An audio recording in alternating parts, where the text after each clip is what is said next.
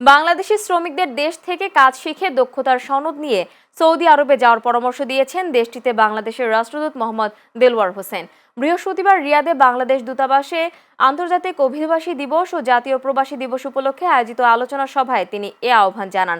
এ সময় তিনি বাংলাদেশের স্বাধীনতা সংগ্রামে এবং ২৪-এর গণ অভ্যুত্থানে প্রবাসীদের রেমিটেন্স শাটডাউন সহ নানা অবদানের কথা স্মরণ করেন।